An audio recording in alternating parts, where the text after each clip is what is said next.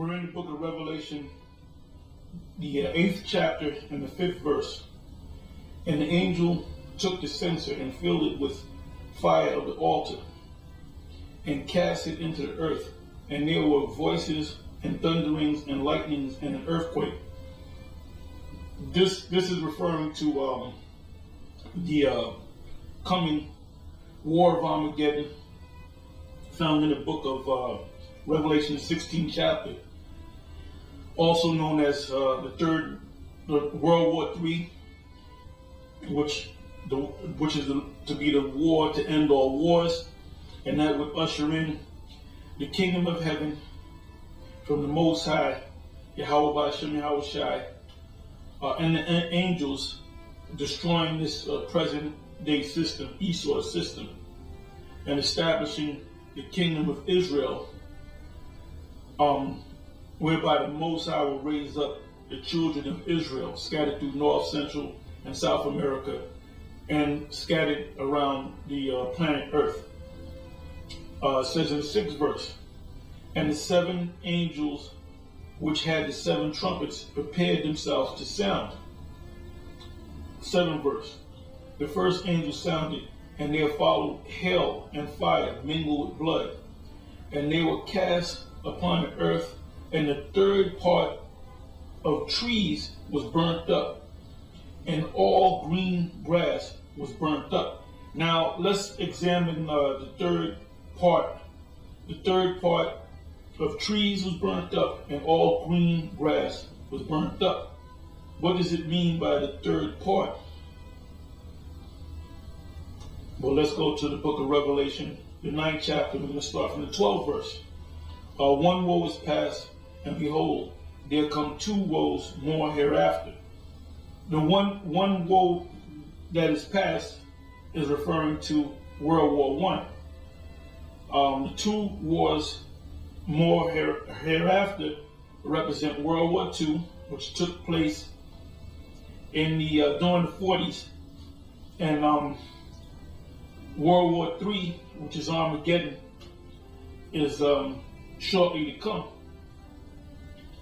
13, it says, the 13th verse, it says, the 6th angel sounded, and I heard a voice from the 4 horns of the golden altar, which is before the Most High. 14, saying to the 6th angel, which had the trumpet, loose the 4 angels which are bound in the great river Euphrates. Now that's over there in the Middle East. The Euphrates, off the coast of Euphrates, is Iraq. Now you had the U.S. military in Iraq for a number of years during the time of the Bush administration, and when Barack Obama came in as the president, he promised that he would bring the troops back from Iraq. And now, if you check out the news, if you watch the news like I do, you see that there's every other day there's a major terrorist attack taking place in different parts of or key parts in Iraq. And now the talk is among these politicians, the Senate, the House of Representatives, is whether they should send the troops back in. So you're not going to bring yourself back from the Middle East. Eventually, the whole of the military forces and all their men and women, they're going to be sent down into the Middle East, and that's going to usher in the coming 3rd World War, the War of Armageddon. Okay, let me read 14 again. Saying to the 6th angel which had the trumpet, loose the 4 angels which are bound in the great river Euphrates. And there's 4 major angels to stir up war in that region of land. That's why there's so much turmoil in that land.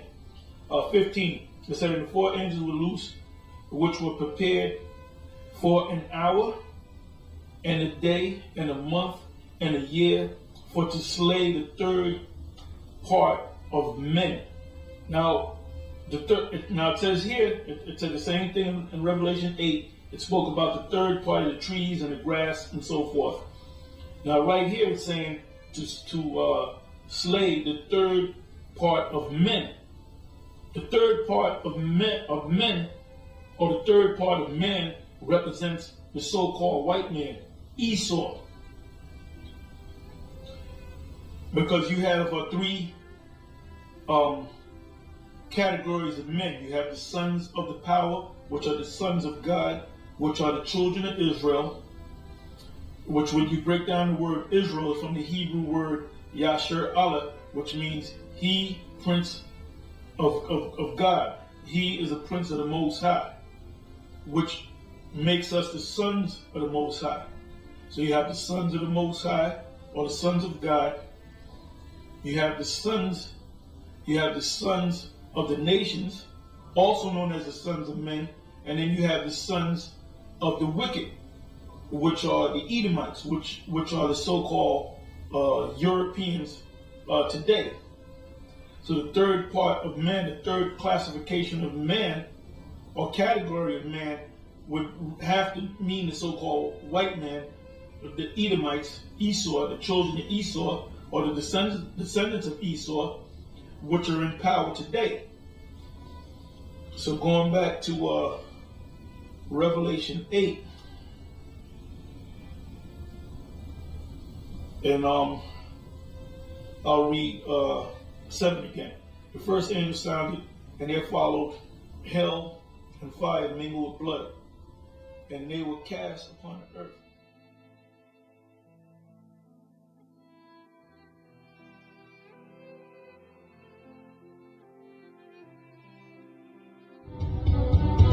After a supreme effort, K-25 began producing the desperately needed enriched uranium, which would enable Project X to meet its target in the race to build the bomb. In July 1944, an armed guard took the first sample of uranium on a 2,000-mile journey from Oak Ridge to New Mexico, where some of the greatest scientists the world has ever known were waiting to work on it. It would be in the buildings of another secret city that the bomb would be armed, tested, and built. That place remains highly classified even today. It is the laboratory at Los Alamos.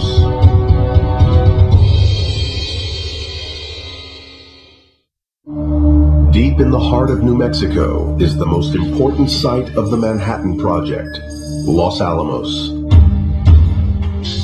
This is still a top-secret facility for the design of nuclear weapons.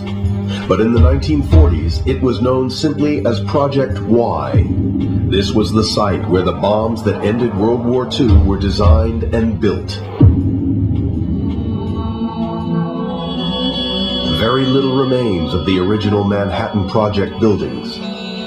But our team of experts will search historic documents and crumbling ruins for clues to reveal how this place looked. Archaeologist John Isaacson has studied the Los Alamos site to understand why Groves and his scientific director, J. Robert Oppenheimer, chose this location. We're at the site of the original main gate to the laboratory that was established in 1943. They were looking for a place that was remote, and in those days this was very remote, and that also did not have any security vulnerabilities because of the terrain. It provided the best suite of characteristics that they were looking for to put a laboratory here. When Groves and Oppenheimer came here for the first time, this site was home to the elite ranch school. The boys were rushed through their graduation, the land was requisitioned, and the engineers moved in. The main school hall, Fuller Lodge, remains standing today. And this really became sort of the social center of the Manhattan Project. A lot of social events took place here. As with Oak Ridge, Los Alamos was built very quickly. Its accommodation consisted of temporary homes and trailers. Oppenheimer would later become known as the father of the atomic bomb. He was tasked with gathering some of the finest brains in America to work with him. Oppenheimer would later become known as the father of the atomic bomb. He was tasked with gathering some of the finest brains in America to work with him in this isolated location. You've just come from a prestigious university on the east coast of the United States, or perhaps from Europe. You're recruited to work on a secret project you don't even know where. Then you're told to report to a train station in Lamey, New Mexico. First thing you ask is, where's Lamey? You're taken on a day-long journey over rutted, muddy roads into this encampment that basically looks like it comes out of the middle of nowhere. You're now told, here's where you're going to conduct one of the most innovative and creative scientific endeavors in the history of mankind. You might have thought that you were absolutely crazy and had gone nuts, but that was the reality of those days. It's clear that the conditions in which this elite group of scientists worked were very basic. This was a site that was built very rapidly by the Army. They used whatever materials were available. They brought in lumber and they erected shanties and shacks in which they conduct experiments that were to revolutionize mankind. Over the course of 3 years, over 600 technical buildings were constructed. Now, only 30 of them remain, in amongst the modern buildings of today's laboratory. John Isaacson and Ellen McGee are focusing on the site where engineers created the weapon to detonate the first atomic bomb. It takes detective work to piece together the details of what this building looked like and exactly what happened here. We're at a building called the gun site, or also known as the periscope bunker. And it's the site where the uranium gun device, the uranium gun weapon, was designed. The theory was simple. Shoot one piece of uranium down a barrel to collide with another. The two pieces would fuse together. A nuclear detonation would result. But in practice, the explosion had to be perfectly timed. This building was where scientific theory became an engineering reality. What was done here was working out the ballistics, muzzle velocities of these projectiles inside the bomb that were shooting into each other to see if they could get sufficient speed to have the weapon successfully assemble before it exploded. By studying the plans, our experts have discovered that this structure supported a tower that served as a periscope. This device would have enabled the scientists to observe and record each shot while they were protected from shrapnel in the building below. We're pretty sure that the inside of this periscope tower, it was light tight, so that they would have probably been using it to take photographs of the actual tests that were happening right above. The presence of these bolts indicates where powerful naval guns were anchored to the ground and shells were fired in full view of the periscope. This is an area where we think that the naval guns were situated. You would have been able to have a clear shot between the guns mounted here and the periscope structure that is just a little bit to the north. Using their findings, the experts can now bring this lost world to life. The gun sight and periscope were built into the landscape, and the bunker was covered with a protective 3-foot layer of earth. The naval cannon on top of the bunker would have fired the ordnance. High-speed movie cameras mounted in the periscope would have allowed the scientists to calibrate the speed and power of the explosion. They would fire these weapons and they would understand with great precision and detail the speed of the projectiles, the time it took from the ignition of the charge until the projectile began moving. Those minor details were very important in ensuring that they could assemble the critical mass necessary to sustain the nuclear reaction. The tests at the gun site gave the engineers the data they needed to build a bomb they were confident would work. But then, a new scientific breakthrough indicated that it might now be possible to build a bomb from a new substance, plutonium, which would prove even more destructive than the uranium device. And this bomb would require the building of a totally new test site and would present the engineers at Los Alamos with their biggest challenge yet.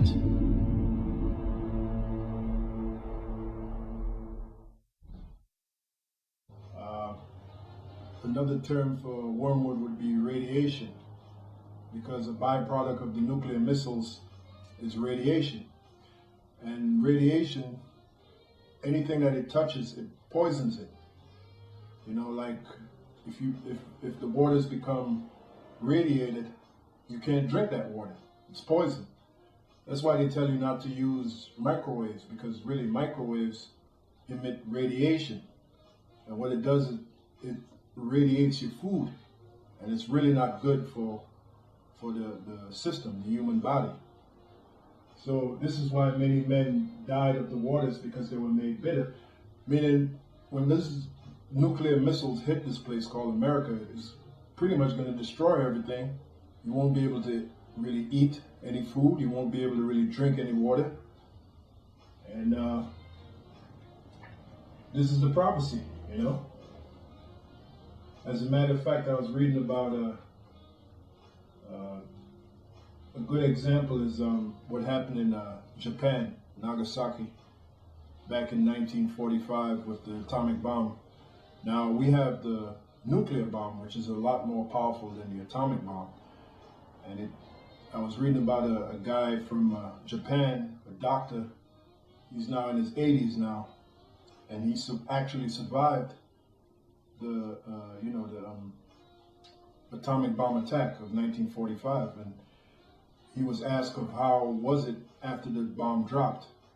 And basically he was saying that people were walking around charred, you know, bodies were burned. They had to go for many miles to go and find food. They had to certainly go outside of the city, outside of Hiroshima. They had to go and find food and find water. So the point I'm making is, pursuant to Revelation, the 8th chapter, the 10th and 11th verse, a good model for that, a good example for that is what happened in Hiroshima and then later Nagasaki. And that was atomic warfare. So can you imagine nuclear warfare? It's going to be a lot more powerful. So this is what is meant by in the 11th verse concerning what we're dealing with here, the topic of Wormwood. And the name of the star was called Wormwood. And the third part of the waters became wormwood. And many men died of the waters because they were made bitter. Exactly. Nuclear radiation. You know?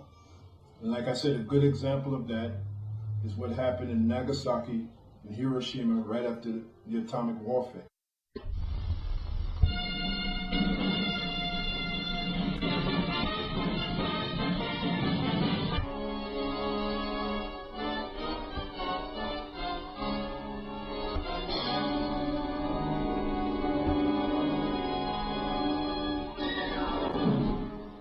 This tale of two but desert morning. Atomic age is born.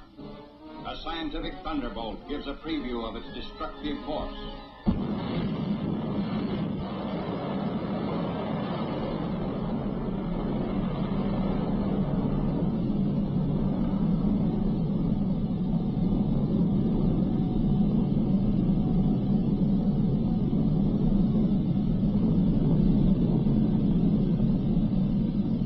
From the instant of that first blast until Hiroshima vanished from the list of living cities, closely guarded plants in New Mexico, Tennessee, and the state of Washington continued their work to shorten the war. Hiroshima, one of Japan's arsenal cities, was selected as the first to feel the weight of atomic power.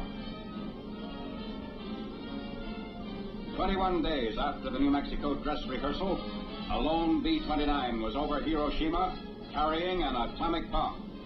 At 8:15 in the morning of August 6th, Japanese time, the first atomic bomb hit an enemy target. The bomb was aimed to explode above 0 point, a spot in the city at the junction of the Motoiso and Ota rivers. The bomb was intentionally set to explode well above the 0 point to dissipate its radioactivity. Here is the pictorial record of the result. At 0 point, directly beneath the explosion, the soldier in the scene is pointing at the spot from which all damage to the surrounding area was measured in terms of distance from the center of the blast. Within a mile of 0 point, the devastation speaks for itself. But in these very ruins, Army cameramen have found and filmed pictorial evidence that tells in twisted steel and stone the effect of death-dealing atomic power. For example, this was the site of the main Japanese military headquarters. There were approximately 20,000 Japanese military personnel stationed here. They are among the missing. A lone concrete smokestack indicates where a bustling factory once stood. Reinforced concrete buildings seem to have withstood the explosion fairly well, the damage varying with their distance from 0 point. Within an area of 1 mile to 1.5 miles, this type of building was the only type to withstand complete demolition and destruction. Here's a building that was actually knocked sidewise, giving you an idea of the force of the blast. The direction of the blast is graphically told by the slant of this parapet, a concrete wall. Etched in the stone base of what was the Russo-Japanese War Memorial are telltale lines, atomic handwriting for all to read. Another signpost of the direction and force of the explosion is blasted in the polished granite base of this statue. The light surface indicates the angle of the blast, 0.2 of a mile from 0 point. Many of the shattered windows pointed like skeleton fingers the direction of the atomic wind of death. On one side, blown in. On the other, blown out, with atomic tornado force. Inside, the flash burns on the chairs give eloquent testimony on the heat of the blast 1 mile from 0 point, which singed the mohair upholstery like a blowtorch. Hiroshima City Hall, which stood at an angle of 45 degrees to the direction of the explosion, had its doors and windows blown in, but suffered much less damage than buildings squarely in the path of the blast. The windows and doors offer mute evidence of the way the blast swept into the structures. The destructive circle within 1 mile from 0 point had a few notable exceptions, mainly reinforced concrete. On the edge of the area of greatest damage was a landmark, the Red Cross Hospital, which never ceased functioning, although it sustained damage. Today, it dominates the desert of a debris that was Hiroshima. Another notable exception to the general demolition was the Higashi Railroad Station in East Hiroshima, 1.5 miles from the center of the blast. This building, however, suffered extensive damage. The twisted steel beams and concrete wall show the effects of the tremendous concussion.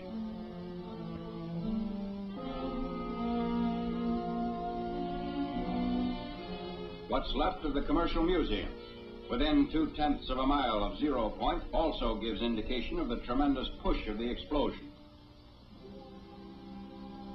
The downward force of the blast turned the roof of the Commercial Museum into a reservoir. Amazingly enough, bridges did not suffer too badly at Hiroshima. This steel rail bridge, 1 mile from 0 point, had the side toward the explosion virtually blasted by flying particles, which removed almost all the paint. But the side away from the explosion did not need a new paint job. Roads in the area fared better than buildings or bridges. Shortly after the fires died down, traffic was resumed. Today, these highways through the ruins are again in use. Beside our military traffic trudge the survivors of vanished Hiroshima, the first city in history to be atom-bombed into oblivion. Even 4 miles away, the effects of the atomic blast were felt.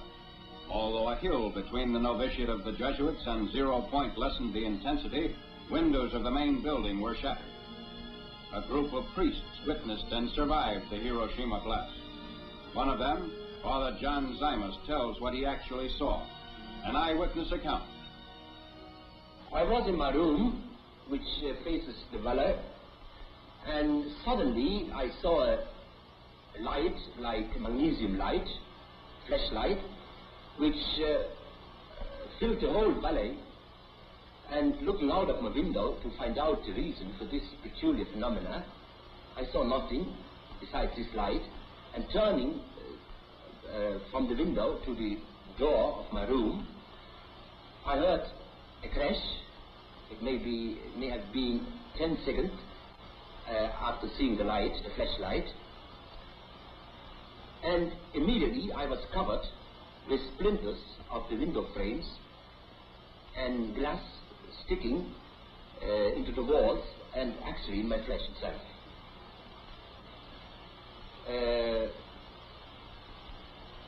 After a while, we saw a procession of people coming from the outskirts of the city up the valley. Many of them, most of them, were wounded, especially the parts of the body which were not covered by clothes, like hands, feet, back. All of us who lived to this experience at the spot estimate the numbers of dead at least at 100,000. What is your opinion as to the story that the ruins of the city emitted deadly rays? Well, I think that it's just a rumor. Because I myself and others of us have worked in the city itself immediately after the explosion for several hours, and we felt no ill effect at all. After Hiroshima, Tokyo wondered when the next atom bomb would fall. They did not wonder long because the president delivered an ultimatum: surrender or face complete destruction. The Japanese ignored the ultimatum. It was evident that atomic power to break the enemy must become the tale of two cities. Nagasaki was selected to become target city number 2. Exactly 3 days after Hiroshima, a B-29 set out for Nagasaki. Instructions were precise. To the north, Japan's greatest torpedo plant. To the south, steel and arms works were located in the heart of the city. The bomb was aimed midway between the two plants to cause greatest possible damage. Because the plants were located in a valley, surrounding hills shielded most residential areas and concentrated the damage on the industrial section. At 10:58 the morning of August 9th, the bomb was exploded above the city, and in the towering mushroom, Japan could read its doom. This was more than a routine bombing. It was the funeral pyre of an aggressor nation. The bomb had been purposely exploded high, so that the greatest part of its radioactive material was dissipated in the stratosphere.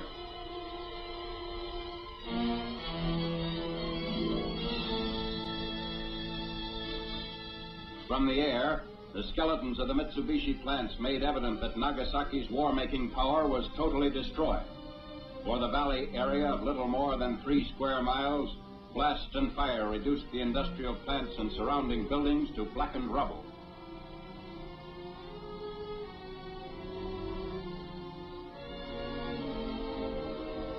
The Mitsubishi Steel and Arms Works extended almost a mile in length.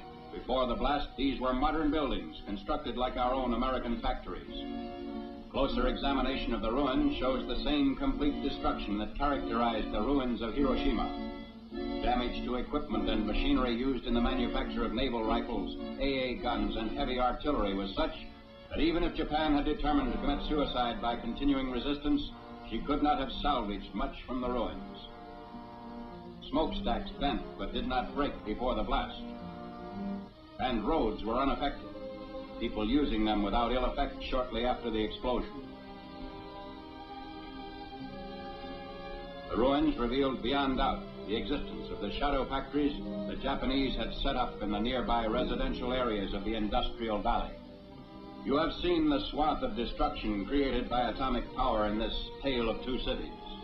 The world's greatest minds in science, statecraft, and military matters are wrestling with the problems created by the atom. On this spot, outlined in stone, is a figure representing the average man, regardless of his race or creed. These atomic footprints on the sands of time can never be erased. They point a path which leads to unparalleled progress or unparalleled destruction. Just as in the darkness of the desert morning, when the atomic age was born, atomic power puts the question squarely to mankind.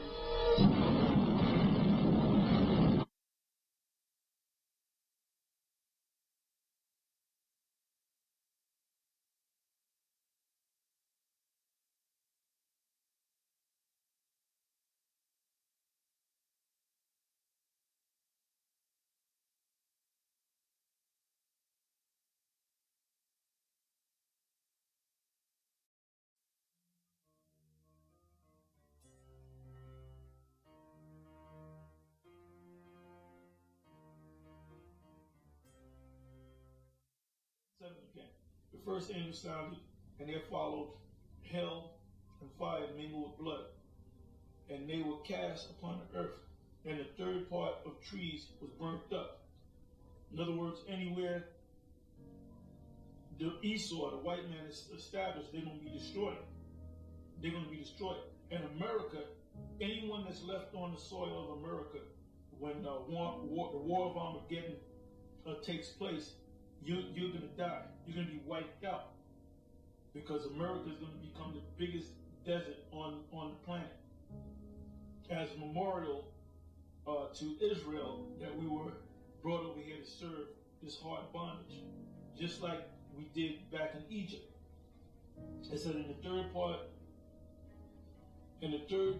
of trees were burnt up, and all green grass was burnt up.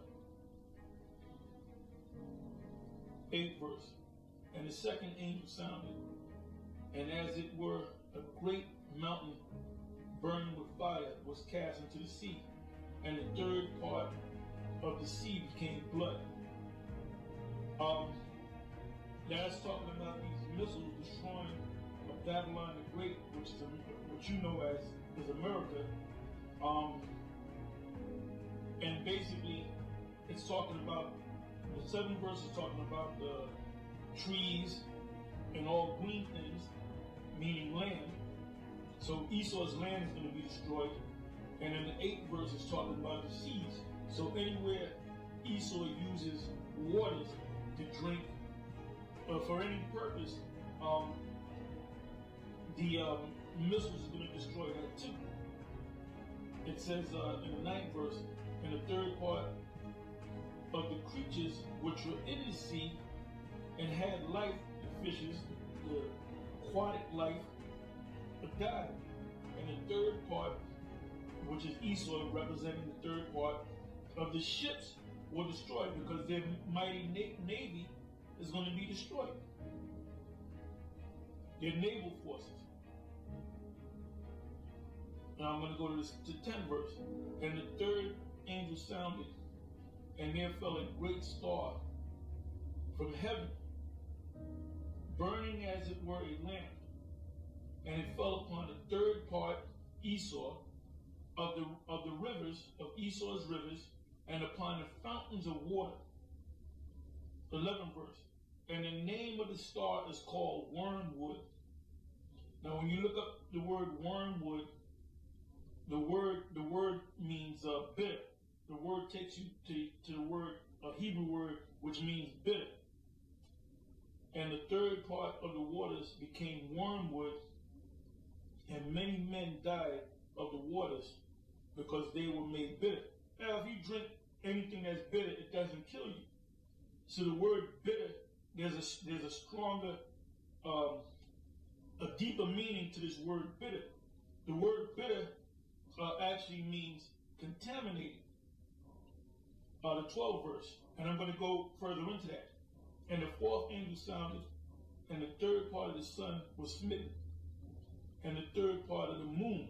In other words, their knowledge, their wisdom, their understanding, their technology, their science, and the third part of the stars, so as the third part of them was darkened, because they're not going to have a way, come up with a way to get out of this war of Armageddon. As I said, the Third World War. And the day shone not for a third part of it, and the night likewise. In other words, this man, Esau, the so-called white man, is going to be wiped out. Now going back to the word wormwood, in the 11th verse, if you go to,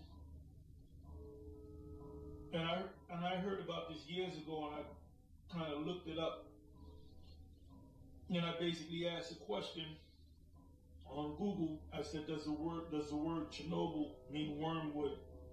And it came up, the question was, does Chernobyl mean wormwood in Ukrainian, as per Revelations, or the book of Revelation? And the answer was, yes, Chernobyl is a Ukrainian name for mugwort. Now mugwort, which is a species of Artemisia known as common wormwood. Now, if you go to Google and type in the word Chernobyl, the first thing that will pop up would be the Chernobyl disaster that took place many years ago, took place in the 80s. I believe 85, 86. And basically it contaminated that whole region in that area of that part of Russia. And to this day, you have babies that are deformed. So it changed the whole makeup of that area in Russia. Just like today, you have the Fukushima disaster. You had the tsunami, which is an earthquake under the sea, which shook certain islands in Japan. You had a power plant, or a series of power plants that were destroyed and that contaminated that whole area. So there's certain towns in that area where in Fukushima that were evacuated, and no one was able, not one Japanese person was able to come back to those lands that were destroyed. And now they're talking about how the radiation or the contamination is slowly being coming over here to the Americas and hitting the West Coast. So everything's in place for the downfall of the system. Now it mentioned the sixth angel and the seventh angel. Now the seventh angel represents the complete destruction of Babylon the Great, which is America. Right now we're in between the sixth and the seventh angel. And this is spoken about in the book of Job, the 5th chapter, and the 19th verse. And this is what it says. He shall deliver thee in 6 troubles, which troubles also represent woes or trumpets. When you go back to the book of Revelation, yeah, in 7, the 7th trouble, or the 7th woe, or the 7th, like I said, trumpet, woe, or trouble, in the 7th, there shall no evil touch thee. Why? Because the elect of Israel will be delivered out of here by way of the angels coming back in what the so-called white man refers to as UFOs.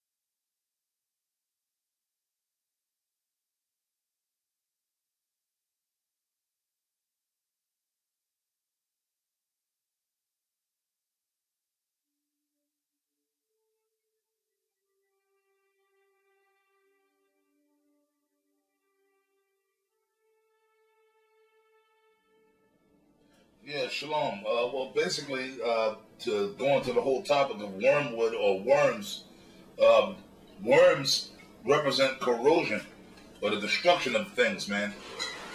If you have a person that dies, let's deal with human beings. I mean, if you have a human being and the human being dies or passes away, their spirit leaves their body, you take that body and you put that body in, well, here in America, they put the body in a coffin or a casket, and they put it in the ground 6 feet under, and after so many years, that body decays and breaks down. What comes out of that body? Worms. So worms represent decay or erosion or destruction.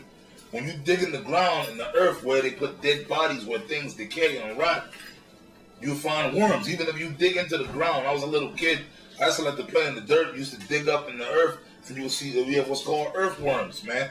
So, like I said, worms represent corrosion, man, like parasites. Inside of the human body, there's lots of people that have parasites in the body.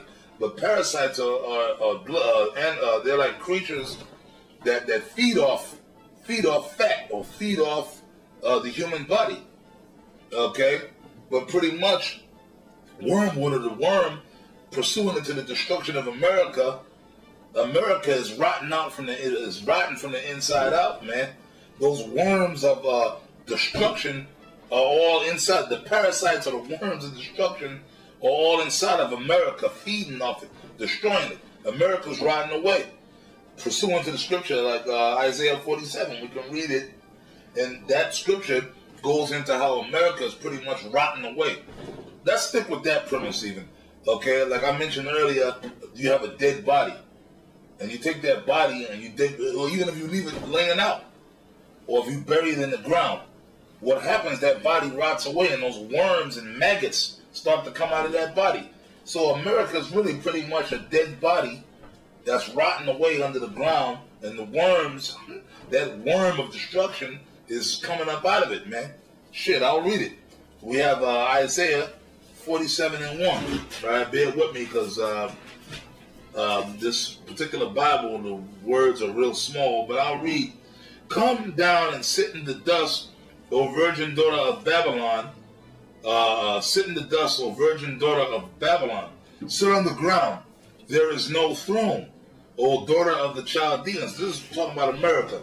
This is pursuant to the so-called white man who was Esau, the Edomites, and America. If you look at America, you can see that America's rotting away.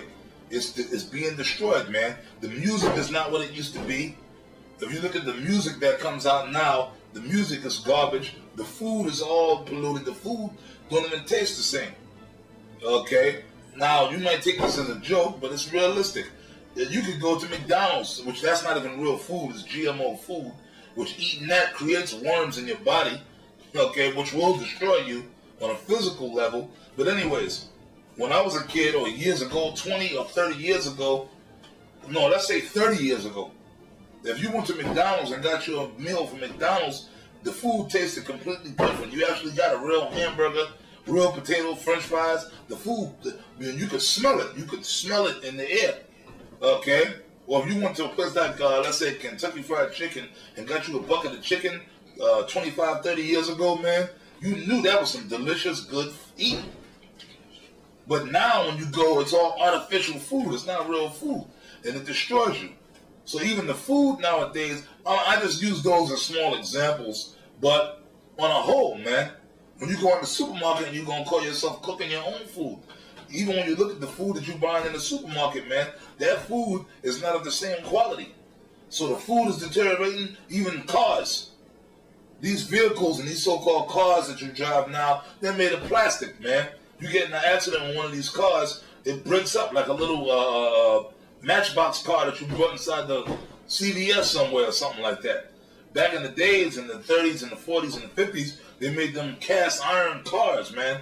Things lasted. So from the 50s and the 40s and on down, America's been rotting away, deteriorating. And those worms, that wormwood of destruction is coming up. And the mentality of the people is way far gone. People nowadays, this young generation now, look at the music they listen to. It's reprobate, straight up reprobate type of music. Look at the way these young children dress now. They wear skin-tight pants like women. I'm talking about the so-called young men of this generation. They wear skin-tight pants hanging off their ass with purple mohawks. You understand? So America is deteriorating away, man, spiritually. Okay, so the worm is symbolic of something rotting away, which is America. Okay, now we're going to go back into the scripture. All right? Sit in the dust, O virgin daughter of Babylon, which is talking about America. Okay, because America is spiritually Babylon the Great. All right? Sit on the ground. There is no throne. Yeah, the power structure. That's why America, nobody respects this place no more. You got Barack Obama in office, and the other nations don't respect America because they got that little monkey in office, which he's nothing but a puppet. That's why the whole financial system of America is falling. Is rotting away. The money system is being destroyed, it's being depleted. Okay, that's why I said sit on the ground. When something's like if you have two boxes and one of the boxes get knocked to the ground, that means you're being brought down or put down. All right. Sit on the ground. There is no throne. Yeah, man. In America, for years had this thing of ruling. They were a world power. Now they're being brought down from that world power status, man, into a weakly state. Okay. Let me see. There is no throne, O daughter of the Chaldeans, for thou shalt no more be called tender and delicate. Yeah, because for years, this place, America, this was known as like the paradise for these so-called white people and the other nations. They could have the house with the white picket fence and the family. But now, you got all these things going on over here, these natural disasters, okay, all throughout the country that the Most High himself is bringing. These crackers ain't living good no more. And pretty soon there are going to be terrorist attacks in this country because the scripture said that terrorists shall make them afraid on all sides. You're going to have things happening here in this country that never happened before. Like these storms, these natural disasters, along coupled with terrorist attacks. The minute they ain't going to be called tender and delicate no more. They ain't going to be untouched. This place, America, ain't going to be untouched no more, man. Bad things that never happened here before are going to start, or they're already happening. Okay? You're going to have outbreaks, man. That's what the Bible's talking about. So that worm is coming up because this place, the flesh of America is rotting away. So those worms are coming out, man. You know what I mean? Okay. Take up the millstone and grind meal. Uncover the locks.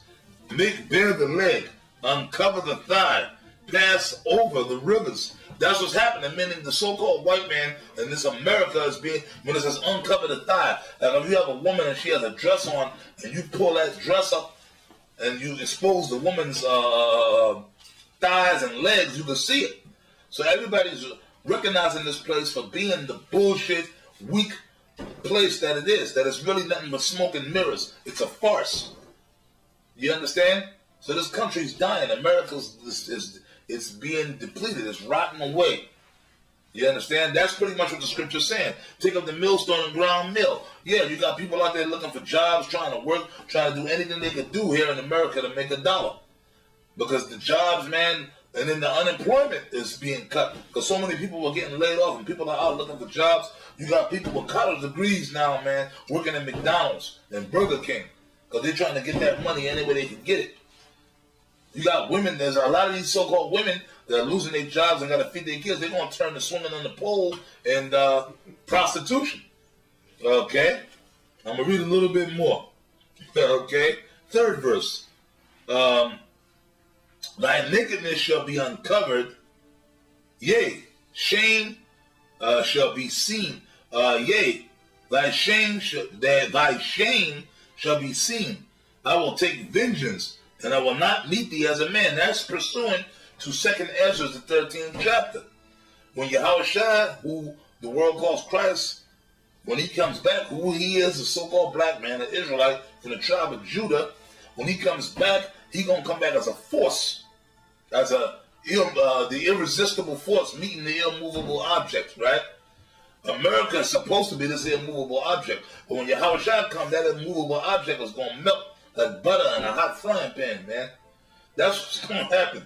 Pursuant to 2nd Ezra, the 13th chapter in the Apocrypha, man, it says when Yahushua comes back, he's going to come back as a force. That chariot, that he's going to be in a large so-called UFO, which is a chariot, and he's going to be shooting laser beams out of that chariot at Esau, the so-called white man, and the other nations. And it's going to totally disintegrate anything in front of him, man. So that's what that's talking about. But prior to the lead up of that, of America being destroyed, and then simultaneously the missiles, those nuclear missiles are going to be coming from Russia and other places and hitting this place, man. But prior to that, as we can see right now, if you don't believe me, look at the news. Just go out and watch. America's rotting away. It's rotting away, man. It's decaying. It's depleting. It's falling. Like a dead corpse under the ground, and the worms of destruction are being manifested on this place, America.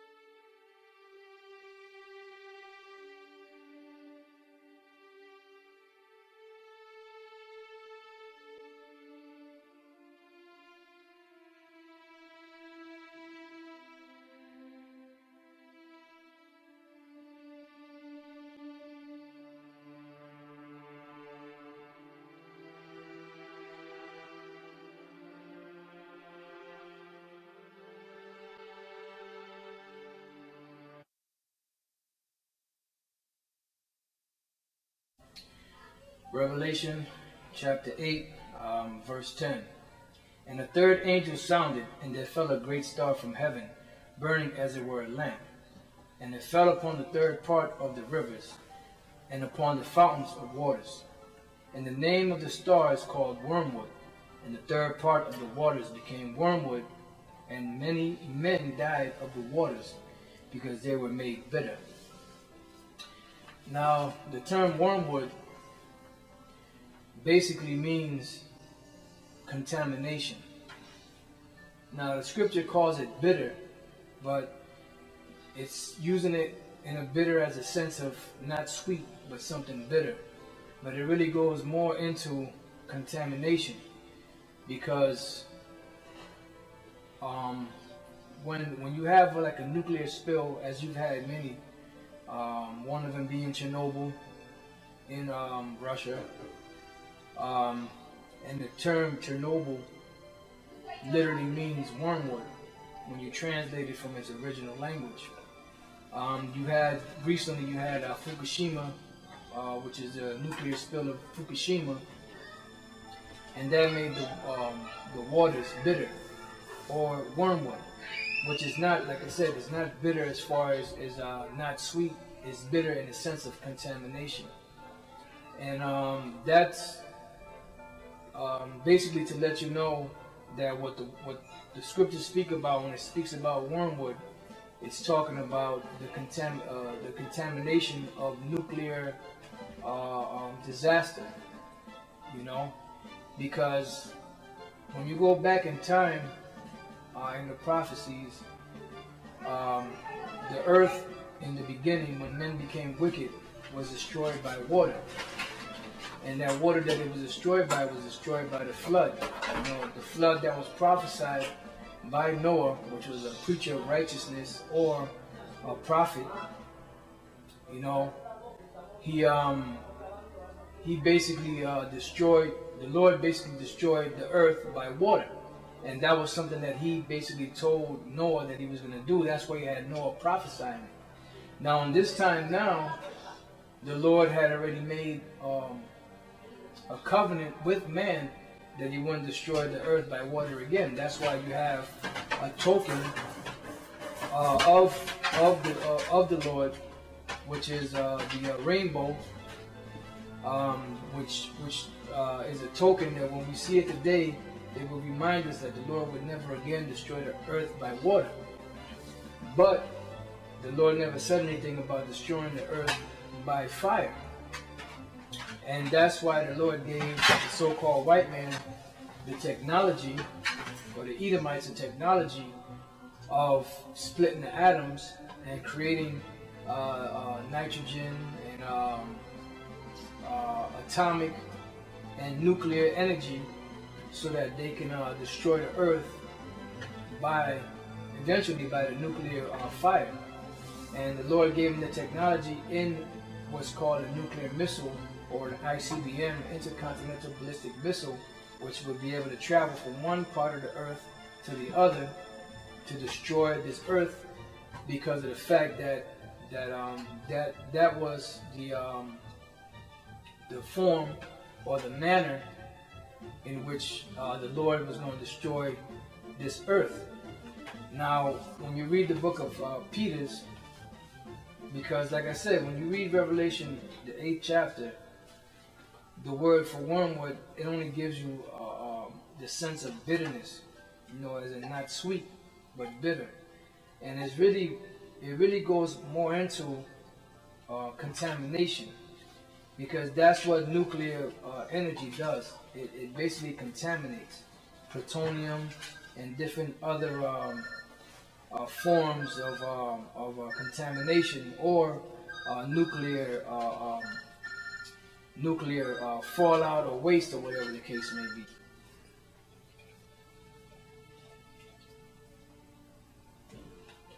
That's why when you go to the book of 2 Peter, the 3rd chapter, in the 1st verse, it says, "This second epistle, beloved, and I now write unto you, in both which I stir up your pure minds by way of remembrance." Why did Peter say that? Because when you read this book of 2 Peter, the 3rd chapter, which is a very key chapter, basically what he's doing is he's going back into time and explaining or telling of the destruction that occurred during the time of the flood and the reason why it happened. Then he went into showing that, look, the old world and the old kingdoms and the old heavens were destroyed by fire, by water, but the heavens and the earth that are now shall be destroyed by fire. And that's that wormwood that the scriptures speak about. You know, because of the fact that that's the judgment, or those are the prophecies that the Lord said were going to happen in these times right now. And that's why we're out there so passionately letting the Israelites know and the other nations know that these things are going to happen, so that when they do happen, they can know that they were warned. Because the Heavenly Father, He doesn't bring judgment upon a nation or upon individuals just like that, although He could, but usually He gives them warning of things that are going to come to pass before they actually happen. And a good example of that is when you go back during the time of Jonah in Nineveh, you had Israelites that were there that were being wicked, and the Lord said He was going to destroy that place at a certain period of time if they didn't repent. And when Jonah went and prophesied, they repented. The Lord didn't destroy them at that time. Why? Because they took heed of the words that were being spoken. But eventually the Lord did destroy Nineveh, just like He's going to destroy America, because this country is far beyond any repair. You know, you have homosexuals, you have lesbians, you have faggot rights. Faggots can get married. You know, lesbians can get married. This whole society is set up in nothing but immorality. There's nothing moral or there's nothing pure anymore about the society except for the words of Yahweh Bashem Yahushai and the men that the Lord has set up. You know, so this place is just basically corrupted. Now, when you go into the law in the book of Numbers, the 5th chapter, where it speaks about the law of jealousy, just wanted to make this point real quick.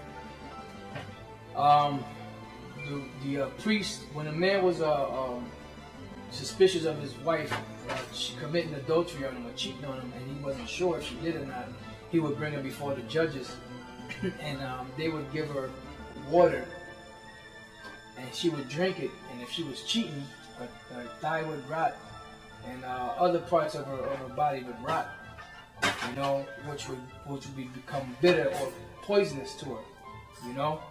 And that's somewhat, in a sense, of what's happening in this country today, because the bitterness or that bitter water that people are drinking is homosexuality, Christianity, Roman Catholicism, democracy, and other wicked acts that are being done in this society or this country. And the word for bitter in the book of Numbers, the 5th chapter, is the Hebrew word la'ayna. Now the word la'ayna means wormwood. It means bitterness metaphorically. But then when you go down to the Jacinius Hebrew Chaldee lexicon, it says this herb is perhaps so called as being noxious, see the root, and poisonous. And that's basically what it is. It's poisonous.